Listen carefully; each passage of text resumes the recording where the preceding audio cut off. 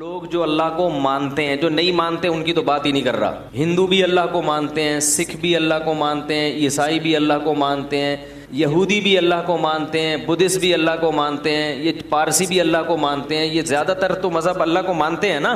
तो इनके यहाँ अल्लाह को मानने, और लिबरल जो मुसलमानों में है वो भी अल्लाह को बहरहाल मानते हैं। मौलवियों को नहीं मानते मगर अल्लाह को मानते हैं। कहते हैं ये मौलवी दरमियान से निकालो, डायरेक्ट अल्लाह को मानते हैं, बस गॉड है, ठीक है। तो ये अल्लाह को इतना मानते हैं कि बस वो हमारी ज़रूरतें पूरी करने के लिए, उसका काम है बारिशें बरसाना, ज़मीन से तनावर दरख्त पैदा करना, सूखा चारा खिला के गाय भैंसों के थनों से दूध निकालना है। भाई हम जब पैदा हुए तो हमें माँ की नेमत दी, माँ की छातियों में दूध पैदा किया, बाप की मोहब्बत दी। जब बालिग हुए, जवान हुए तो उसने हमारे लिए जोड़े पैदा किए जिनसे हमने निकाह किया, हमें औलादें दी, हमें बिजनेस दिया, कारोबार दिया। अल्लाह बहुत बड़ा है। आगे भाई वो अल्लाह की क्या डेफिनेशन, बस इतना ही है भाई। इससे आगे हम अल्लाह को माज़ अल्लाह फ्री कराने के लिए इनकी अपनी ज़बान में बात कर रहा हूँ, इससे ज़्यादा अल्लाह को प्रोटोकॉल देने के लिए तैयार नहीं है। हिंदू भी मानता है अल्लाह, ईसाई भी मानता है अल्लाह, और जो थोड़ी बहुत अल्लाह की इबादत भी करते हैं ना, वो भी अपने मतलब के लिए है। भाई हिंदू लोग मंदिर में क्यों जाते हैं? भगवान की पूजा करने के लिए ना। तो उसका मकसद भी क्या होता है? किसी ने बताया होता है, पंडित जी ने, ये वाला भगवान तुम्हारा ये वाला काम करेगा। आई बात समझ वो क्या करेगा? ये वाला काम। सेटिंग हो रही है, शादी नहीं हो पा रही, तो वो वाले भगवान के पास जाओ, उसको तरबूज चढ़ाओ, आई बात समझ, या नारियल चढ़ाओ, कुछ करो उसको कोई तरबूज चढ़ाते हैं, कोई पता नहीं तरबूज चढ़ाते नहीं चढ़ाते, लेकिन नारियल तो सुना है। क्या ख्याल है? तो ये चीज़ें उसको चढ़ाओगे तो वो आपके क्या करेगा? काम आएगा। जबकि इस्लाम ने जो इबादत का तसव्वुर दिया है उसमें अल्लाह आपके काम आए या ना आए, नमाज आपको बहरहाल पढ़नी। लतीफ़ा पुराना हो गया, मैं सुना देता हूँ दोबारा, बहुत पुराना हो गया, लेकिन नए नए लोग भी आ रहे हैं ना, कई बार सुना चुका हूँ, तो पुराने लोग हैं वो बोर होंगे, लेकिन सबक बहुत है इसमें। एक देहाती आदमी नमाज नहीं पढ़ता था। क्या नहीं करता था? उसे मौलवी साहब ने कहा नमाज पढ़ा कर। उसने कहा कि अगर मैं नमाज पढ़ूंगा ना तो मेरी गाय भैंसों की रखवाली कौन करेगा? मौलवी साहब ने कहा देख, नमाज पढ़ने से रिज्क में बरकत होती है। तू नमाज जब पढ़ेगा तो तेरी भैंसें और ज़्यादा दूध देंगी, क्योंकि अल्लाह की इबादत से बरकत होगी। तो एक दिन उसने कहा चलो ट्राई करने में कोई हर्ज नहीं है। फजर की नमाज पढ़ी, घर गया तो एक भैंस मर गई। भैंस क्या हो गई? उसने कहा ये क्या ड्रामा है यार। मौलवी साहब के पास आया कि आपने तो कहा था भैंसें दूध देंगी, मेरी तो भैंस मर गई। मौलवी साहब ने कहा असल में अल्लाह तुम्हारा इम्तिहान ले रहा है कि तुम कितने मजबूत हो ईमान में। तो एक दो होगा, फिर उसके बाद डबल हो जाएगा दूध। उसने कहा चलो ठीक है। ज़ोहर में आया, गया, दूसरी मर गई। फिर इमाम साहब के पास आया। इमाम साहब ने कहा अभी इम्तिहान की कुछ कड़ियाँ क्या हैं, सख्त कड़ियाँ हैं, और ये अभी कुछ घड़ियाँ बाकी हैं इम्तिहान की। फिर आ गया, असर पढ़ने गया तो एक और भैंस मर गई। तो एक कट्टा होता है ना भैंस के छोटे छोटे बच्चे, वो बहुत शोर मचा रहा था। तो ये उसको कहता है ज़्यादा शोर नहीं मचा, तू तो खाली 2 नफिल की मार है। तू क्या है? यानी तेरे पेरेंट्स को मारने के लिए ना 4-4 फर्ज पढ़ने पड़े हैं। वो बड़े बड़े भैंसे थे, तू इतना सा है 2 नफिल पढ़ूंगा और मर जाएगा। तो वो क्यों नमाज पढ़ रहा था? दांत में कुछ फंसा हुआ है। उसके जहन में ये बात बैठ गई थी कि भाई इबादत करने से रिस्क में बरकत होगी। हालांकि वो यकीनन बरकत होती है, मगर इबादत रिस्क में बरकत के लिए नहीं की जाती। वो तो करनी है, भैंस मरे या जिंदा रहे, फजर भी पढ़नी है, ज़ोहर भी पढ़नी है, असर भी पढ़नी है, मगरिब भी पढ़नी है और शब भी पढ़नी। क्यों? इसलिए नहीं कि रिस्क में बरकत हो। हम नमाज इसलिए थोड़ी पढ़ते हैं, इसलिए कि जो खिला रहा है पॉलिसी भी उसी की चलेगी। वो जब खिला रहा है और नेमतें दे रहा है, तो जब इबादत के लिए बुलाएगा हमें और आपको जाना पड़ेगा, चाहे हमारा फ़ायदा हो या हमारा नुकसान हो। मैंने जुम्मे के बयान में एक वाक़या सुनाया था ना कि साबिक़ हुकूमत का, कि पंजाब में को एजुकेशन सिस्टम शुरू कर दिया। जब को एजुकेशन सिस्टम शुरू किया है तो उलमा गए वज़ीर आला के पास कि भाई ये क्या ड्रामा शुरू कर दिया तुमने। हुकूमत ने कहा था हमारे पास फ़ंड नहीं है अलग अलग स्कूलों का। तो फिर वो हुकूमत ने बताया उलमा को कि फ़ंड का मसला नहीं है, बाहर से मदद आती है, उनकी ये रिक्वायरमेंट है, उनका ये कहना है कि अलग अलग स्कूल नहीं बनाओ, लड़के लड़कियों को साथ बैठाओ। तो उलमा बड़े हैरान हुए, यार ये क्या कर रहे हो? तो फिर वो हुकूमत ने कहा कि जिनका खाते हैं पॉलिसी भी उसी की चलेगी। भाई पैसे वो इसी शर्त पे दे रहे हैं। तो अजीब बात है, ये IMF से कर्जा लेते हुए ये बात समझ में आती है, अमेरिका बरतानिया से पैसे लेते हुए ये बात समझ में आती है भाई।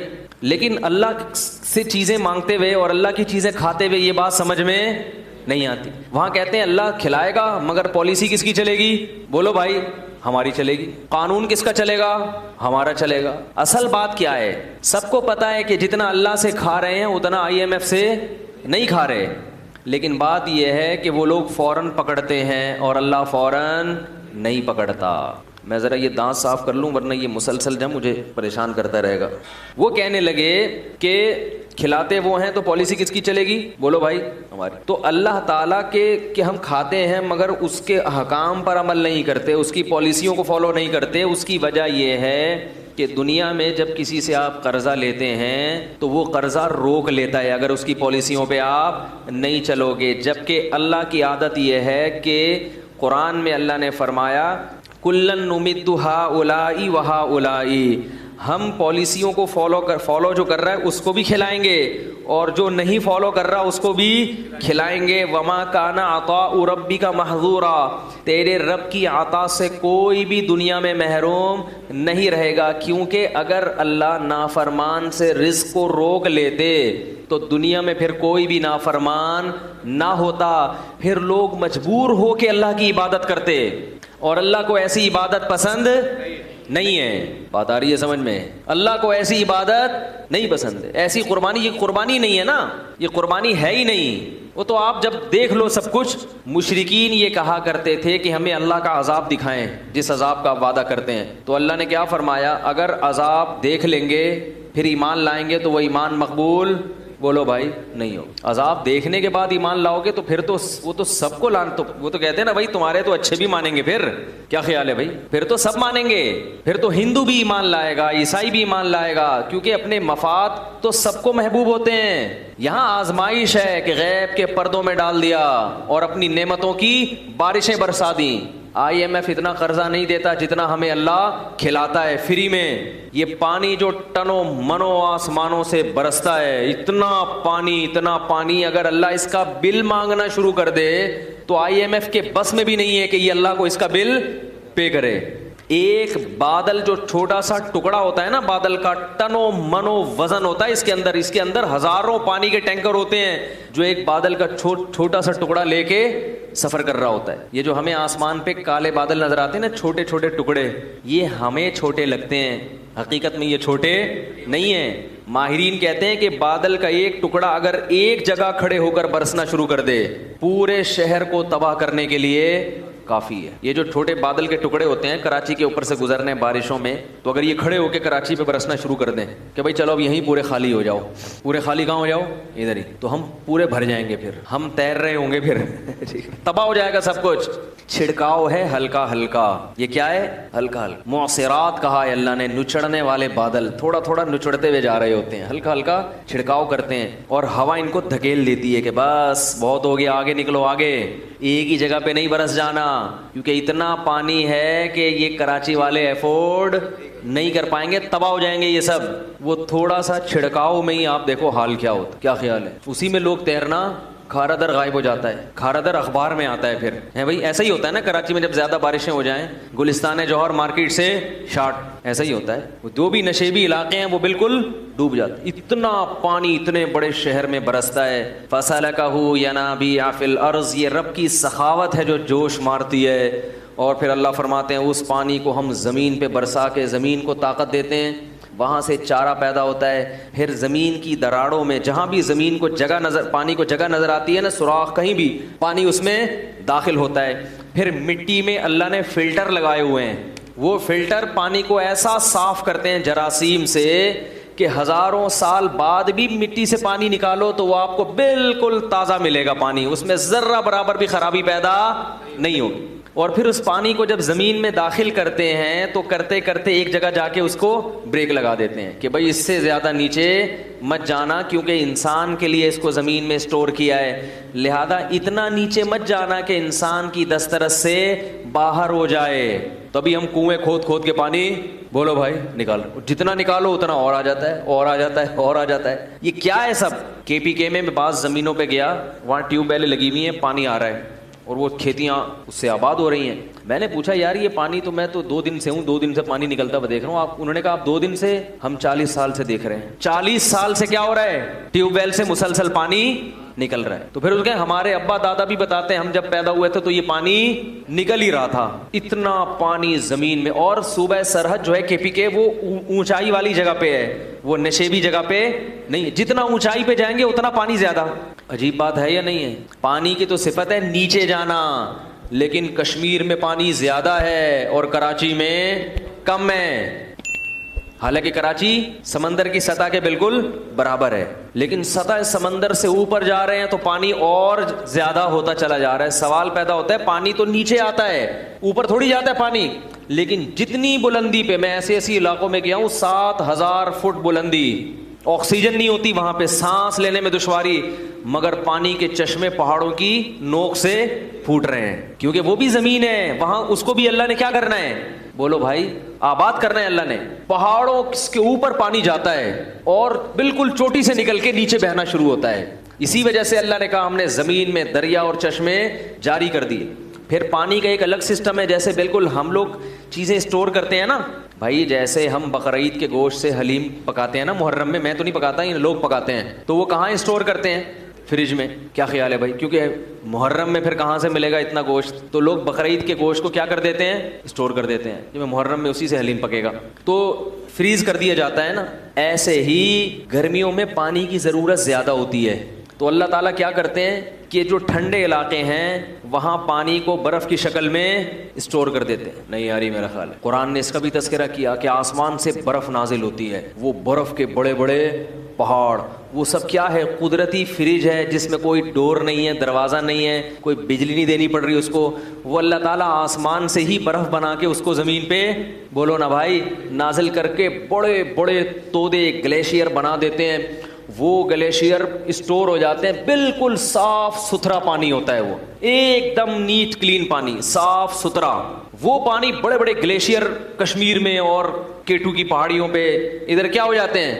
पूरे पूरे बर्फ के पहाड़ बन जाते हैं। फिर कैसा बेहतरीन निजाम है, ऐसा नहीं होता एकदम धड़ाम से पहाड़ पिघल जाएं, ना ना ना ना। जैसे जैसे गर्मी आती है थोड़ा थोड़ा पानी पिघलना, वो पानी पिघल के पहले छोटी छोटे चश्मों में, फिर नहरों में, फिर बड़े बड़े दरियाओं में, पूरी दुनिया को सैराब करता हुआ कहाँ से चलता है और किधर समंदर में आके, बोलो भाई, गिरता है। फिर वो ये सबको सैराब करता हुआ है, क्योंकि अल्लाह को पता है पूरी दुनिया को आबाद करना है मैंने, सबको सैराब करता हुआ। वो सर जानवर भी पी रहे हैं, इंसान भी पी रहे हैं, कपड़े भी धुल रहे हैं, डुबकियां भी लग रही हैं, उसमें मछलियां भी पैदा हो रही हैं, उन मछलियों को खुराक भी मिल रही है, शिकार भी हो रहा है, और उससे जो जंगलात हैं उनको भी पानी मिल रहा है। फिर उससे जनाब गंदम की खेतियां भी सैराब हो रही है, सिंध के पूरे बागात उन्हीं नहरों से, तो वो जो आ रही है वहां से, उन्हीं नहरों को काट काट के पूरे पूरे बागात को सैराब किया जाता है। वो पानी होते होते होते होते समंदर में आके गिरता है, फिर सूरज उस पानी को पकाता है, समंदर के पानी को दोबारा पकाता है, फिर वो मीठा पानी दोबारा बादलों में जाता है, फिर वो मनो टन भरे हुए बादल, अल्लाह हवा को कहते हैं चल भाई वापस चल, जहां से आया था उधर वापस। फिर वो वहां जाके बरसेगा, कुछ तो लिक्विड माए की शक्ल में बरसेगा और कुछ बर्फ बन के जो बह जाएगा, और फिर बर्फ बन के आहिस्ता आहिस्ता पिघलता रहेगा। अल्लाह ताला पूरी दुनिया को आदम अलैहिस्सलाम के ज़माने से पानी पिलाते चले आ रहे हैं, ये पानी कम होने का नाम नहीं ले रहा। इतना ज़बरदस्त सिस्टम है ना बारिश का। एक साइंसदान ने कहा है कि ये जो बारिश का निज़ाम है ना, ये इतना पेचीदा और इतना दिलचस्प निज़ाम है कि ये निज़ाम खुद ब खुद वजूद में नहीं आ सकता। ये गैर मुस्लिम के अल्फाज हैं, और हमारे यहाँ क्या कहते हैं? पानी ख़त्म हो रहा है, नस्ल को बोलो भाई रोको।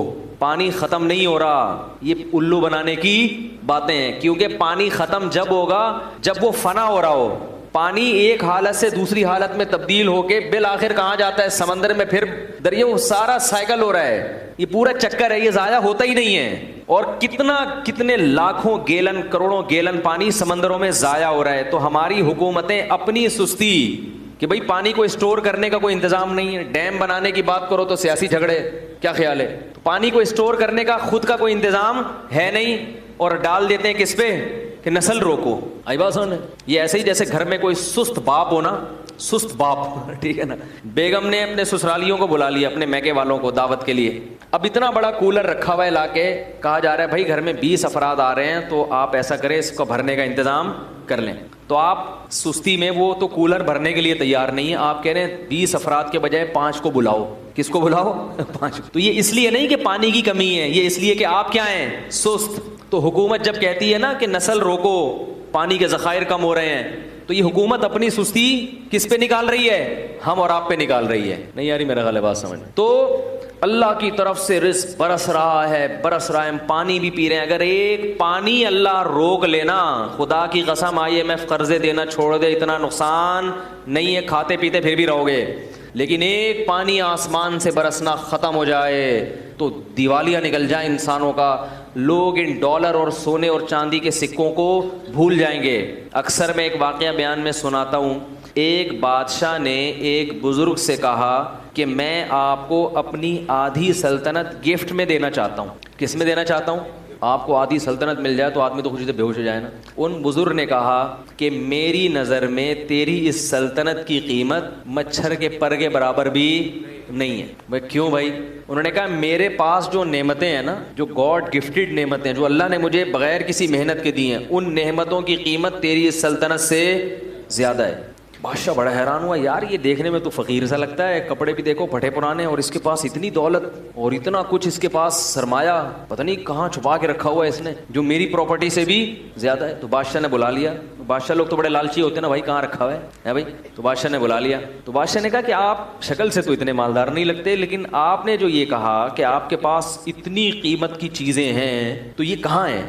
बुजुर्ग को पता था ऐसे समझाऊंगा इसकी समझ में नहीं आएगा, मिसाल से बात समझ में आती है ना। क्या ख्याल है भाई? लोग मुझे कहते हैं बयान में कुरान हदीस कम होता है, मिसालें इधर उधर की ज़्यादा होती हैं। कुरान हदीस होता है, उसी को समझाने के लिए मिसालें दी जाती हैं। खुद कुरान और हदीस में अल्लाह के नबी ने बहुत सी मिसालें दी हैं, आम इंसानों की मिसालें दी हैं, मच्छर की मिसालें दी हैं। तो मिसाल जिसको एग्जाम्पल कहते हैं, वो बात को समझाने के लिए, तो अपनी बात समझाने के लिए नहीं, कुरान और सुन्नत ही समझाने के लिए। वरना कुरान तो पढ़ लें, आप सभी पढ़ते हैं, उसको डिफाइन करना ये मुश्किल काम होता है कि ये किस तरह से लोगों के दिमाग में ये बात उतर जाए। खुद नबी ने भी बहुत सी मिसालें दी हैं अपनी बात को समझाने के लिए। नबी क्या दे रहे हैं? मिसालें। हालांकि आप बात कह के खामोशी इख्तियार कर लेते हैं, लेकिन आपको मालूम था कि मैं अपनी बात समझाने के लिए भी क्या दूंगा?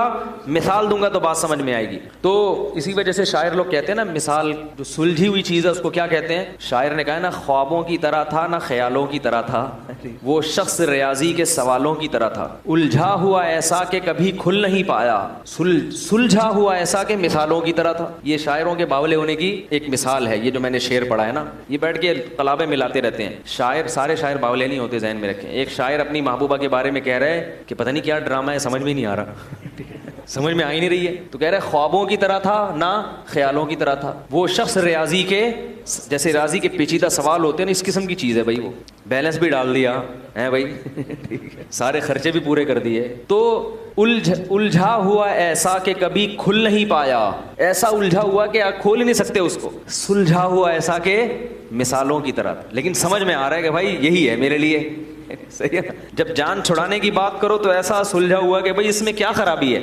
फिर आखिर में कहता है शतरंज की उलझी हुई चालों की तरह था। समझ में आ रही है बात? नहीं आ रही तो ये ज़्यादा अच्छा है। इस किस्म की बातें समझ में आए तो ख़तरनाक है, ना समझ में आए तो ज़्यादा अच्छा है। खैर, तो मिसाल से बात समझ में आती है। क्या कह रहा था मैं? अबे वो मिसाल देने लगा था, वो जहन से नहीं। अबे वालिद की पॉलिसी तो बहुत पुरानी हो गई। बादशाह, हाँ, तो उन बुजुर्ग ने बादशाह को मिसाल से समझाया। वो बादशाह बुजुर्ग से कह रहा था ना कि भाई कि कौन सी चीज़ है, तो उन बुजुर्ग ने बादशाह से कहा कि बादशाह सलामत, एक मिसाल है, और मिसाल अक्सर फ़र्जी होती हैं। इनको लोग कहते हैं फ़र्जी किस्से सुना रहा है, तो फ़र्जी भी होती है कि फ़र्ज़ कर लो थोड़ी देर के लिए, तो क्या होगा? तो उन्होंने कहा कि बुजुर्ग ने कि फ़र्ज़ करो बादशाह सलामत, आपको प्यास लग रही है, एक प्याला पानी आपके पास रखा हुआ है, लेकिन आपको एक बीमारी लग गई कि वो पानी जब आप पीते हैं तो उल्टी होके निकल आता है। वो पानी उल्टी होके, अब पूरी एड़ी चोटी का जोर लगा लिया मगर वो पानी हलक में घुसने के लिए तैयार नहीं, ऐसी बीमारी लग गई। तो बादशाह सलामत आप क्या करोगे? बादशाह ने कहा इलाज करूंगा भाई, उल्टियाँ रुकें। वो कौन सी गोली आजकल आ रही है उल्टियों की मशहूर, वो ग्रेनेट, कुछ इस तरह, ग्रेविनेट खाऊंगा। उस जमाने में जो भी ग्रेविनेट टाइप की चीज़ होती थी, भाई उल्टी रोकने के लिए ग्रेविनेट खाऊंगा, ये खाऊंगा, वो। उसने कहा सब कुछ करके देख लिया मगर फ़ायदा नहीं हो रहा। बुजुर्ग ने कहा फिर एक हकीम आता है आपके पास, तो वो हकीम कहता है कि मैं आपका इलाज गारंटी के साथ करूंगा, लेकिन शर्त यह कि मुझे अपनी आधी सल्तनत दे दो, इसके बगैर मैं आपका इलाज नहीं करूंगा, चाहे मेरी गर्दन उड़ा दो, और इलाज शर्ती है, अगर इलाज नहीं हुआ तो मेरी गर्दन उड़ा देना। बादशाहों का काम तो पहले यही होता था, ये हो गया तो गर्दन उड़ा दो, नहीं तो समझ रहे हैं। तो बादशाह ने कहा भाई अगर इस किस्म का हकीम आएगा और मुझसे आधी सल्तनत मांगेगा तो बुजुर्ग ने कहा अपनी आधी सल्तनत दे दोगे? बादशाह ने कहा देनी पड़ेगी भाई, क्योंकि उस सल्तनत का मैं क्या करूंगा कि पानी हलक में, बोलो ना यार, उतर ही नहीं रहा, क्या करना है इसी सल्तनत, मर जाएंगे वैसी प्यास से और तड़प तड़प के मरेंगे। उसने कहा चलो जी, आपने आधी सल्तनत उसको दी और उसने कोई ऐसी दवा खिलाई, अब वो प्याला आपके हलक में उतर गया। अब अगला प्रोसेस क्या है? पेशाब बन के निकल जाए। अब वो वहां रुक गया, पेशाब बंद हो गया, अब वो पानी पेशाब बन के निकलता नहीं। अब क्या करोगे? बादशाह ने कहा भाई इलाज करेंगे, क्या ख्याल है, पथरी वथरी है, क्या चक्कर है भाई? तो कहा इलाज कर करके थक गए मगर वो पेशाब नहीं निकल रहा, तो क्या करोगे? वही हकीम आया और कहने लगा कि आधी बकिया भी दोगे तो क्या करूंगा, दवा खिलाऊंगा और ये पेशाब निकल जाएगा। बादशाह ने कहा भाई क्या करता, पेशाब से तो मर जाएगा ना तकलीफ से इंसान, ये अजाब से मरने से बेहतर है कि आप गरीब होके जिंदा रह ले आदमी। बादशाह ने कहा अपनी आधी सल्तनत भी उसको दे दूंगा। बुजुर्ग ने कहा ये है तेरी सल्तनत की औकात, एक प्याला पानी और एक प्याला पेशाब, इसके बराबर है तेरी सल्तनत। मेरा रब मुझे रोजाना दर्जनों गिलास पानी पिलाता है फ्री में और पेशाब बना के निकाल देता है फ्री में। मेरे रब ने मुझे जो नेमतें दी हैं वो तेरी सल्तनत से कई गुना ज़्यादा कीमती हैं, लिहाजा मैं तेरी सल्तनत पे राल टपका के अपने रब को नाराज़ नहीं कर सकता। काश ये बात हमारी समझ में आ जाए, काश समझ में आ जाए। हर आदमी रो रहा है, हाय ये हो गया, हाय गुर्बत, हाय महंगाई, हाय ये हो गया, हाय ये हो गया। हमने परेशानियां देखी नहीं है, समझ में आ रही है बात? इसलिए हमें हरी हरी सूप, जब पेट भरा हुआ होता है ना तो फिर बहुत ज्यादा मजे की सोचती है इंसान को। आज गुर्बत मसला नहीं है दुनिया का, याद रखो, हैं गरीब वो बहुत थोड़े हैं और वो बहुत बड़े बड़े गरीब भी मौजूद हैं, लेकिन जो मेजॉरिटी है उनका मसला गुर्बत नहीं है, उनका मसला नाशुक्री है। और इस नाशुक्री का कोई इलाज नहीं है, जितना भी खा लोगे, जितना अच्छा पहन लोगे, मगर फिर भी मुंह क्या रहेगा?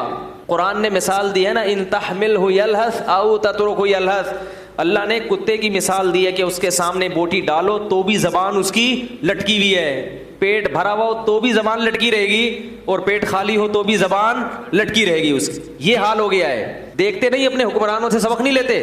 5 अरब डॉलर कर्जा वापस करवाया जा रहा है, बातें हो रही है, वल्लाहु आलम है या नहीं, लेकिन अगर ये सच है तो ये कम है? 5 अरब डॉलर यानी सोचने में आता ही नहीं है कि कितना होगा। अरे 1 अरब पता है कितना होता है? यानी शुरू करो तो 100,000 से 1 लाख, 100 लाख से 1 करोड़, 100 करोड़ से 1 अरब, फिर उसको डॉलर से ज़रब दे दो, फिर वो कितने? 100 डॉलर, 100 अरब डॉलर। मेरे भाई हम और आप तसव्वुर, लेकिन ऐसे लोग भी चाहते हैं कि हम दोबारा आएं और मजीद पैसा। यानी ये वो लोग हैं कि अगर ये 5-5 हज़ार के नोट को चाय में डबो के खाना शुरू करते हैं, खुद नोट खाना शुरू करते हैं, इनकी जिंदगियां खत्म हो जाएंगी मगर वो नोट खत्म नहीं होंगे। कितनी बड़ी इबरत है इस वाक़े में कि असल मसला दौलत नहीं है, हवस है। जिसमें हवस खत्म हो जाए तो उसको ये बहुत लगेगा जो नेमतें हम खा रहे हैं। ये जो औलाद रोकने की बात करते हैं ना, हवस के मरीज हैं। ये चाहते हैं हम करोड़पति हो जाएं, हमें एक धेला भी अपनी औलाद पे खर्च ना करना पड़े। और जिसको समझ में आ गया कि राज़िक़ अल्लाह है और जो रिस्क हमें मिल रहा है बहुत है, वो मेरे भाई दर्जन बच्चों पर भी परेशान, बोलो भाई, नहीं होगा, वो नहीं होगा परेशान, वो उस पर भी खुश होगा। तो ये जो हमारी बातें हैं ना, ये जब समझ में आएंगी, जब दुनिया को क्या समझेंगे? मुसाफिर खाना, और अल्लाह की नेमतों की कदर करेंगे। ये दिमाग में बिठा लें कि हम में से हर शख्स को अल्लाह ने बहुत से भी ज्यादा दिया है।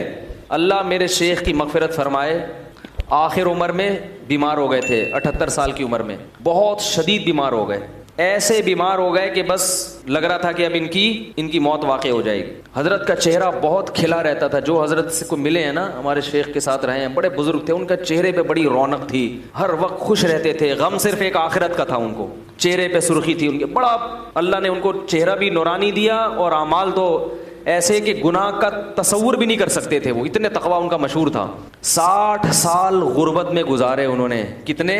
और ऐसी गुर्बत के अंडा खरीदने के पैसे बोलो भाई नहीं थे। ये वाकया हजरत जब सुनाते थे तो फरमाते थे मुझे डर लगता है कहीं ये वाकया बयान करने से नाशुक्री ना हो जाए, कि अल्लाह ये ना कहे कि तू गरीब तो था नहीं तो अपनी गुर्बत बयान क्यों कर रहा है। फरमाते थे इसलिए बयान कर रहा हूँ ताकि आप लोगों को इबरत हो कि मैं 2 वक्त की जो रोटी मिलती थी दाल के साथ, उसको अल्लाह की बहुत बड़ी नेमत समझता था। ज़ाती घर का तो तसव्वुर भी नहीं कर सकते थे वो। उनकी अहलिया बीमार हुई, डॉक्टर के पास ले गए, डॉक्टर ने कहा इनको फल फ्रूट की ज़रूरत है, क्या खिलाऊं? बोलो भाई फल फ्रूट। हजरत फरमाते हैं मेरी जेब में फलों के पैसे नहीं थे। समझ में आ रही है बात?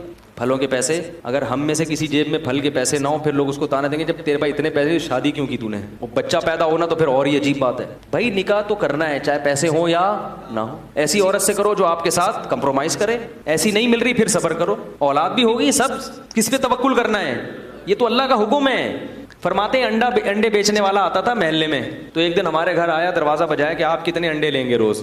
ठीक है। हजरत फरमाया मैंने कहा कि हमारे यहाँ इंतजाम है। गोल मोल बात की, ये नहीं कहा कि मेरे पास तो पैसा ही नहीं है, तो अपनी गुर्बत क्यों किसी के सामने जाहिर करें। फरमाया मैं अपने आप को उस वक्त सेठ समझता था। क्या समझता था? सेठ। फरमाया थोड़ा सा आम आबादी से हटके रहता था मैं, ये दिखाने के लिए कि मैं क्या हूँ, मैं गरीबों में ठीक है, गरीबों में नहीं रहूंगा मैं। हालांकि कहते हैं सबसे ज्यादा गरीब मैं ही था महल्ले में। इतने खुश, तो बेगम को सेब खिलाने के पैसे नहीं थे। फरमाते हैं मैंने कहा भाई डॉक्टर अपने हिसाब से तो सही कह रहा है, उसका इल्म तो यही कह रहा है कि भाई सेब ज़रूरी है, खजूर ज़रूरी है, लेकिन मेरे पास पैसे नहीं है, तो इसका मतलब है मेरी बीवी के लिए ज़रूरी, बोलो भाई नहीं। अगर ज़रूरी होता तो अल्लाह मुझे पैसे देता। अल्लाह को ये ताकत हासिल है कि वो सेब के बगैर भी आयरन की कमी पूरी कर दे, लेकिन अहलिया भी थी साथ देने वाली। कोई और होती गरेबान पकड़ दी, जब तेरे पास पैसे नहीं थे तो रिश्ता लेने आया क्यों था जब तेरे पास सेब के पैसे नहीं थे हैं, तो उन्होंने भी तवक्कुल किया, भाई मेरे मियाँ का जो कुछ है वो मुझसे छुपाते। हाँ, जो कंजूस आदमी है ना, जो बीवी को तरसा तरसा के खिला रहा है और उधर पैसे जमा कर रहा है, इसका गरेबान पकड़ना चाहिए। समझ में आ रही है? इसको तो कूटना भी चाहिए, क्योंकि ऐसे भी कंजूस दुनिया में हैं, खुद बाहर बर्गर भी खा रहे हैं और मज़े उड़ा रहे हैं, और बीवी को चाय में डबो के पापे खिला रहे हैं, कह रहे हैं नबी की बीवियों ने भी इस पे क्या किया था, गुजारा। अल्लाह पे तवक्कुल करो, अल्लाह बहुत बड़ा है। इसको तबीयत से क्या करना चाहिए?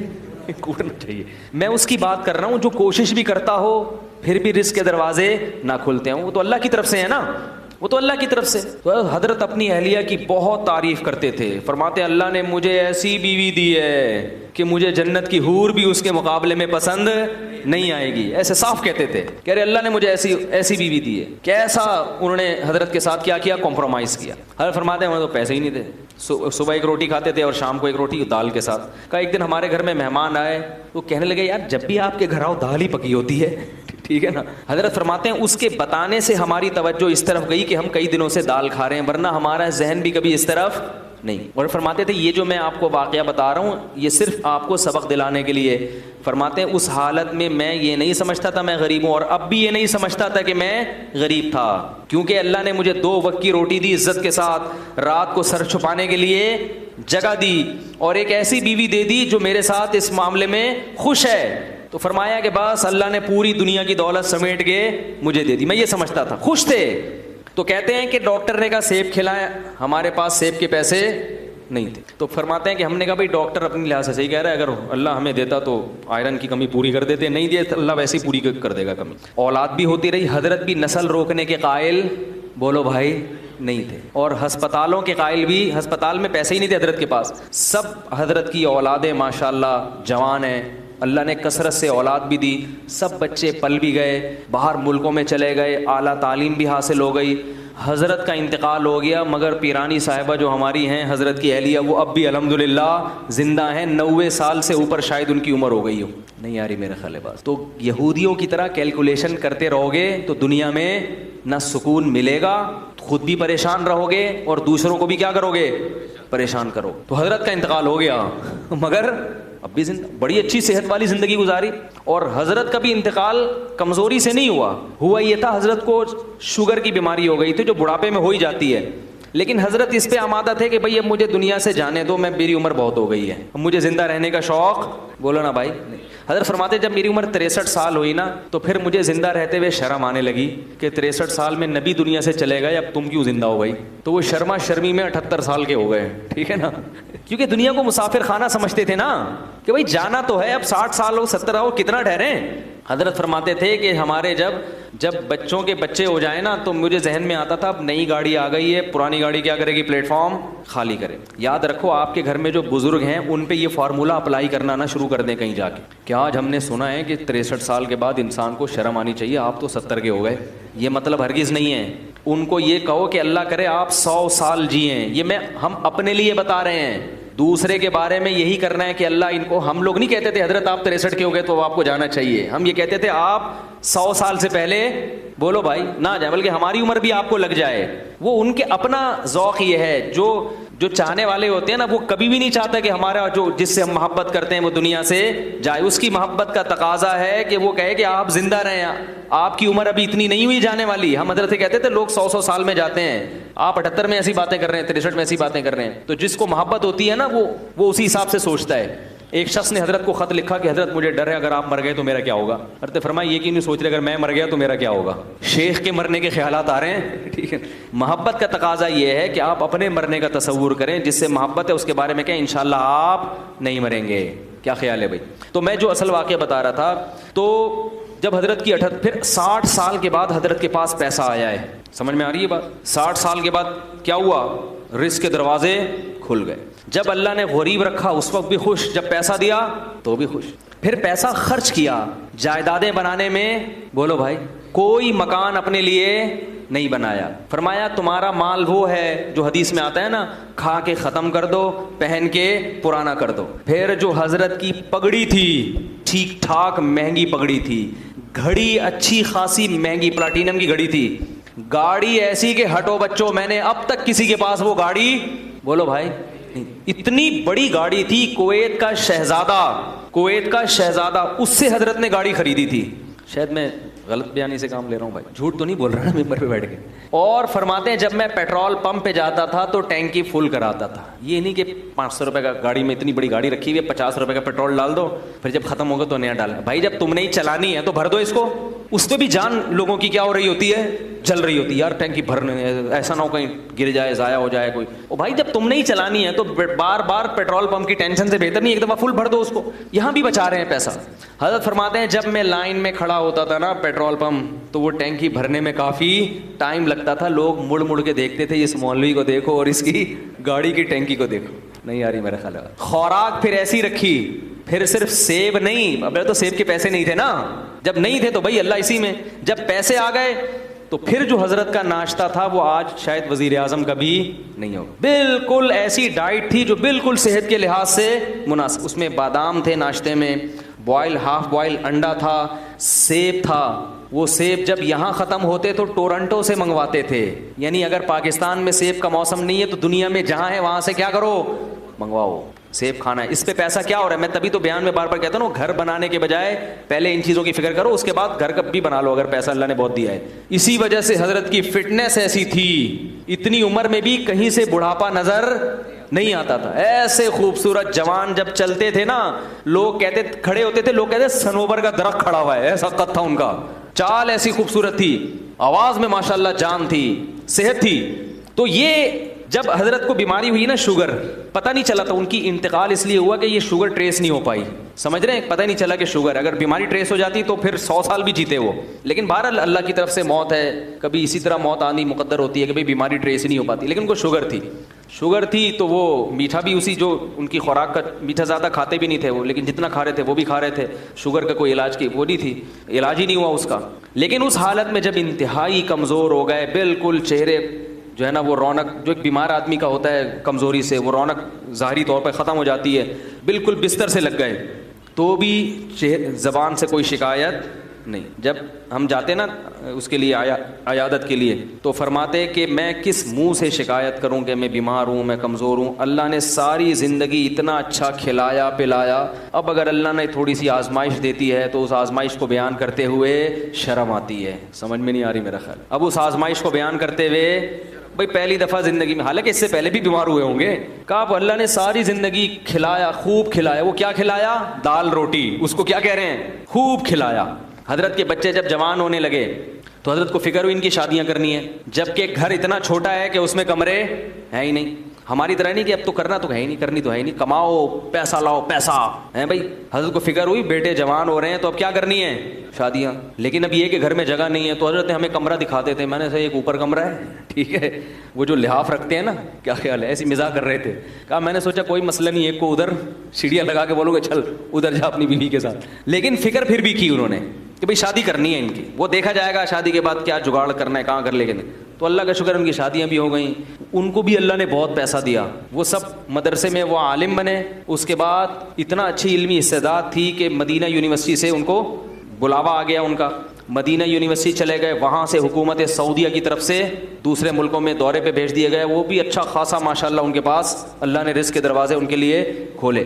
तो मैं ये कह रहा हूँ, देखो हम लोग हवस के मरीज़ हैं, हम कभी भी खुश बोलो भाई नहीं रह सकते। हम गैर मुस्लिमों के तरीक़े को फॉलो कर रहे हैं कि वो किधर जा रहे हैं, वो हर वक्त नोट बनाने में लगे हुए हैं। हम में से जिसको भी अल्लाह ने दिया है, जितना दिया है, अल्लाह की कसम वो हमारी ज़रूरतों से कई गुना ज़्यादा, हमारे बार बार ये कहते थे कि अल्लाह ने मुझे मेरी ज़रूरत से कई गुना ज़्यादा दिया है, ज़्यादा दिया। फिर जब बहुत पैसा आया हज़रत के पास तो अपने लिए फिर भी नहीं बनाया घर, फिर भी कहा मैं क्या बर करूँगा घर बना के, लेकिन अपनी अहलिया के लिए एक फ्लैट बोलो भाई खरीद लिया कि मेरे मरने के बाद इनके लिए कोई इंतज़ाम हो जाए। तो वो भी हो गया, वो भी जब बहुत, वरना हज़रत इसके भी कायल नहीं थे, क्योंकि बच्चे, माँ ज़ाहिर है बच्चों के पास रहती है ना, उनको तो अलग घर की वैसे भी ज़रूरत नहीं होती, लेकिन चलो बना लो जब इतना अल्लाह ने दे दिया। बाकी क्या करते थे, अपने जो सुबह का नाश्ता है, बादाम मंडा और ये सब, एक दिन हम गए तो टिक्का खा रहे थे, ठीक है ना, अच्छी खुराक खाते थे। तो जब शहद इस्तेमाल करते थे, दूध पीते थे, चाय के करीब भी नहीं पटकते थे, कभी भी चाय नहीं। पान तो जहर था, हजरत के सामने कोई पान खा के दिखा दे बस उसकी खैर नहीं है, क्योंकि इंतहाई सफाई पसंद थे। ऐसी सफाई अगर मैं कसम उठा के बोलूं मैंने जिंदगी में किसी में नहीं देखी तो मैं कसम में झूठा नहीं हूंगा। इतनी सफाई थी, इतनी सफाई कि इंतहा है जिसकी। एक तालिब इल्म अपनी टोपी कमरे में भूल आया उनके, उस पर थोड़े थोड़े पसीने के हल्के हल्के कुछ निशान थे। हजरत उस टोपी को ना यूं करके लेकर आया, उधर रख के, कहा मुझे चक्कर आ रहे हैं इसकी बदबू से, हालांकि उसमें कुछ भी नहीं, लेकिन नामुमकिन था, ऐसी सफाई थी। सलीका ऐसा था कि चप्पल आप टेढ़े मेढ़े नहीं रख सकते थे। हम मदरसे में जब चप्पल रख के आते थे ना, बिल्कुल फौजियों की तरह सीधे चप्पल, टेढ़े मेढ़े हो गए तो खैर नहीं है। फिर उनकी खानका में जब बैठने का टाइम आता था तो हजरत की तो चप्पल तरतीब से रखे होते थे। ऐसा नहीं है कि जहां उतारो कोई एक चप्पल उधर जा रही है उधर जा रही है, इसका तसव्वुर नहीं था। गाड़ी जब अपनी पार्क करते थे ऐसी तमीज से पार्क करते थे, उसके जो टायर हैं पहिए भी क्या होते थे, बिल्कुल सीधे, टेढ़े मेढ़े नहीं होते थे। हर चीज में सलीका। कोई बाइक अगर गली में खड़ी कर दे, जरा सी टेढ़ी मेढ़ी उसको डांट पड़ती थी। ऐसा सलीका, ऐसी तमीज, इतनी सफाई, इंतहाई दर्जे की सफाई थी। तो मेरे भाई हमारा सबसे बड़ा मसला क्या है, हवस। हमारा मसला गुर्बत नहीं है। हम में से हर शख्स को अल्लाह उसकी जरूरत से करोड़ा गुना ज़ायद। इतना जब हजरत को आया ना, फिर भी हजरत कहते हैं मुसाफिर खाना है, निकलना है यहाँ से, जाना है यहाँ से। किसी ने हजरत को फ़ोन करके पूछा कि आप सऊदिया उम्रा करने गए थे, अभी आप कहाँ हैं? तो हजरत फरमाया मैं नाज़माबाद के मुसाफिर खाने में बैठा हुआ हूँ। फिर उसने 3 दिन बाद फ़ोन किया कि हजरत आप कहाँ हैं अभी? उन्होंने कहा नाज़माबाद के मुसाफिर खाने में। उसने कहा 3 दिन नाज़माबाद में जब आपका ज़ाती घर मौजूद है तो 3 दिन से आप मुसाफिर खाने में क्यों हैं? हजरत ने फरमाया ज़ाती घर किसी का नहीं होता, जो घर अल्लाह ने दुनिया में दिया है वो क्या है? मुसाफिर खाना है। थोड़े दिनों में यहाँ से जाना है, और वाकई थोड़े दिनों में वहाँ से चले।